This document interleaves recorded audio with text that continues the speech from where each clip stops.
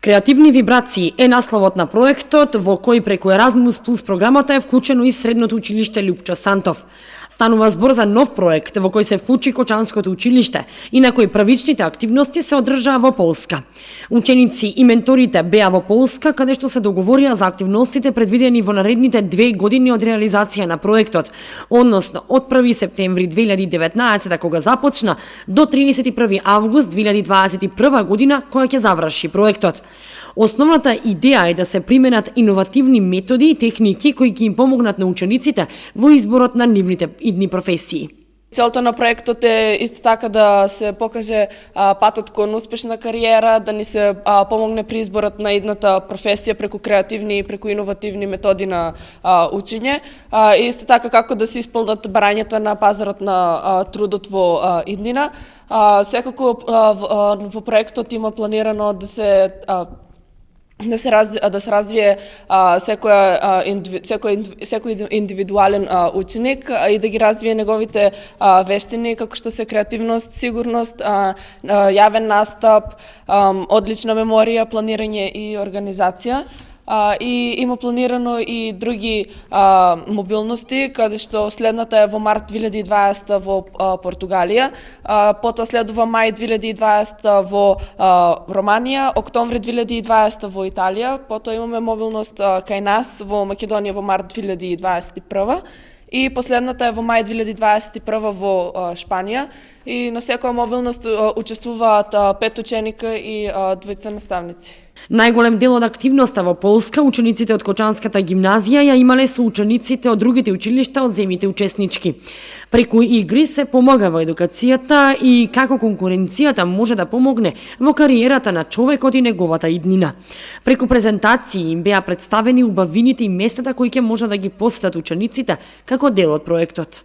Нашите тимови исто така учествуваа и во доста други игри кои што се засноваа на самата економија, на конкуренцијата, како што е и односот помеѓу понудата и побарувачката.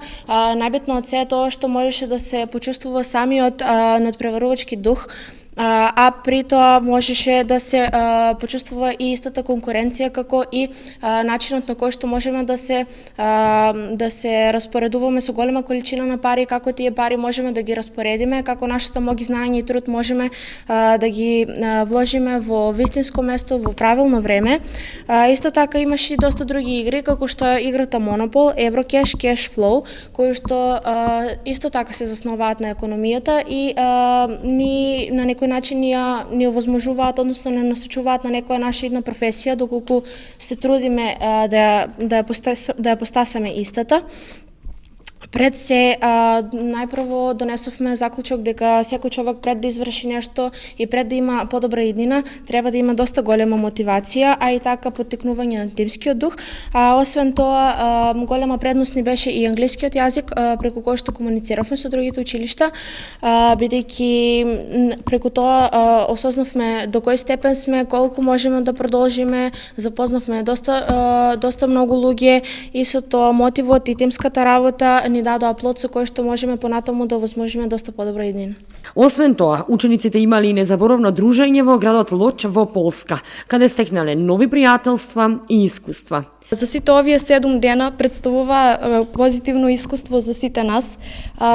Преку разните игри кои што ни ги нудеше овој проект, успеавме да се запознаеме подобро со културата и традицијата на различни држави, а пред се најважна беше дружбата која што доминираше во сите активности кои што ни беа задавани.